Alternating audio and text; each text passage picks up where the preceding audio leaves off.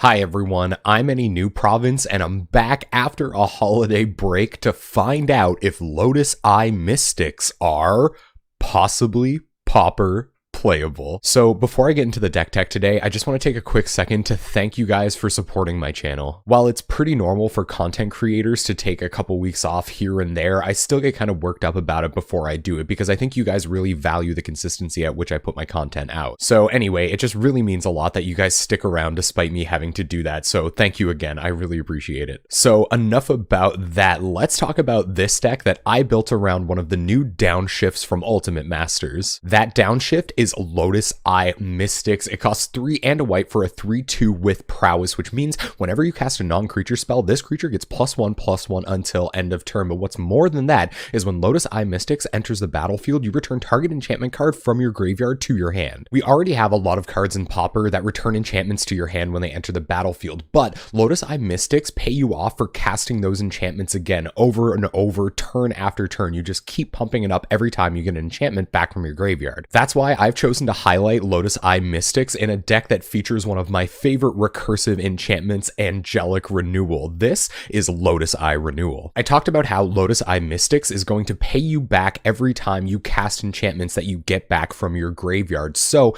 to back up on that, I've included another prowess creature to get even more triggers off those recursive enchantments. This is Seeker of the Way, and it costs 1 and a white for a 2/2 with prowess, just like Lotus Eye Mystics, but whenever you cast a non-creature spell, Seeker of the Way also gains lifelink until end of turn. There are decks in Pauper that are already taking advantage of Seeker of the Way's incredible ability, things like Mono White Heroic and Boros Bully, and even the blue-white prowess list that was going around. This is just a very powerful card, and if you can resolve enough of them and keep them on the battlefield, your opponent can never catch up. The other namesake card of this deck is the best enchantment to get back with Lotus Eye Mystics because it keeps it on the battlefield and it keeps putting an enchantment into your hand to cast every turn for even more prowess triggers. This is Angelic Renewal. It costs 1 and a white for an enchantment, and whenever a creature is put into the graveyard from the battlefield, you may sacrifice Angelic Renewal. If you do, return that card to the battlefield. Angelic Renewal is a great way to protect your creatures, but it also interacts in a really interesting way with Lotus Eye Mystics. If both of those cards are on the battlefield and the Mystics die, they come right back to the battlefield, putting Angelic Renewal back in your hand to cast again to continue protecting your threats. If getting extra enters the battlefield triggers off of Angelic Renewal isn't enough, we have a way to enable it at instant speed as well. We have Momentary Blink, which costs 1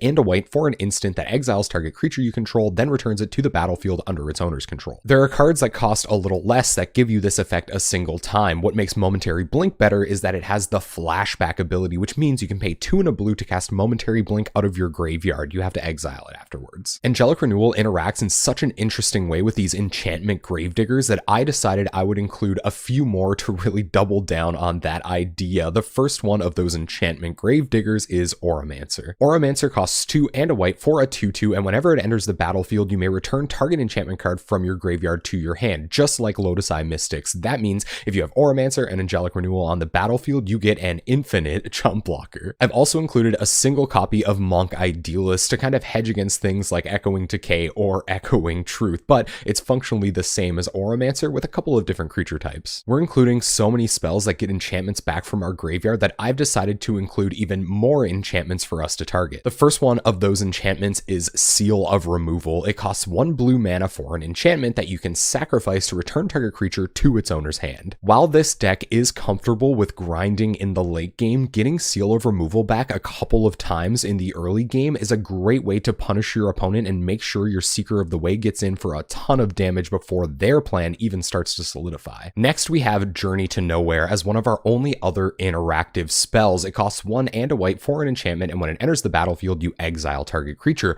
When Journey to Nowhere leaves the battlefield, you return the exiled creature to the battlefield under its owner's control. We can't get extra value out of sacrificing Journey to Nowhere or anything like that, but our opponent might put it in the graveyard by countering it with something like Foil. If we really have to take care of our opponent's Gurmag Angler, we're going to be happy with targeting our counter Journey to Nowhere in our graveyard and getting to stick it again. Our last enchantment is Hopeful Eidolon. Eidolon, which costs 1 white mana for a 1/1 spirit with Bestow, 3 and a white. What Bestow means is, if you would cast Hopeful Eidolon for its Bestow cost, it's an aura spell with enchant creature. It becomes a creature again if it's not attached to a creature. It has lifelink, and if it's enchanting a creature, it gives that creature +1/+1 and lifelink, which really doubles down on that life gain theme we get from Seeker of the Way and adds a little bit of extra resilience against removal because Hopeful Eidolon gets to stick around. We're playing around with our graveyard and enchantments a lot, which reminded me of another great white card that loves graveyards and enchantments. It's Custody Squire. Custody Squire costs 4 and a white for a 3/3 flyer with Will of the Council, which means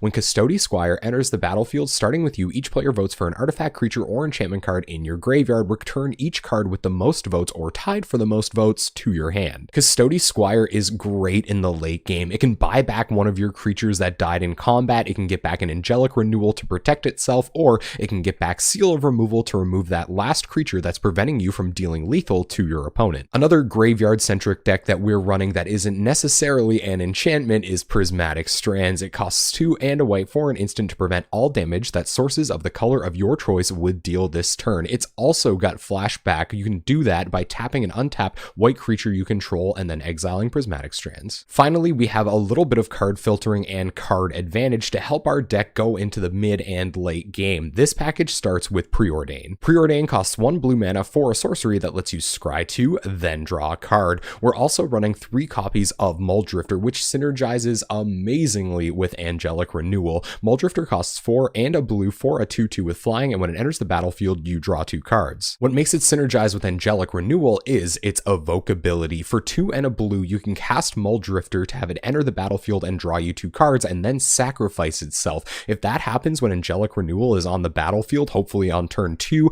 and then you cast a Muldrifter for its evoke cost on turn 3, you can sacrifice your Angelic Renewal, Muldrifter comes back in, you get a 2/2 flyer, and you've drawn 4 cards in the process. Alright, let's have a look at this mana base. First, we have 4 copies of Ash Barrens, which just add colorless mana, but you can pay 1 generic mana while it's in your hand to cycle it for any basic land in your library. It's okay to run Ash Barrens here because we're so heavy on white mana. We seldomly need blue until later in the game. We also have 2 copies of Azorius Chancery, your blue-white Karuz, and finally we have Radiant Fountains and Tranquil Coves as our gain lifelands. For basics, we have 4 islands and 7 plains. We want a lot of untapped mana so that we can 2 that 1/2 punch of Angelic Renewal into Muldrifter, or just start committing Hopeful Eidolons on turn 1 and clocking our opponent. Alright, let's have a look at this sideboard. First, we have 2 copies of Lone Missionary for buying back with our Seals of Removal, our Angelic Renewals, or our Custody Squires for gaining a ton of life. We have 2 copies of Dispel if we need some efficient counter magic against Stompy. We have 2 copies of Seal of Cleansing for blowing up a ton of enchantments and artifacts. We have 2 copies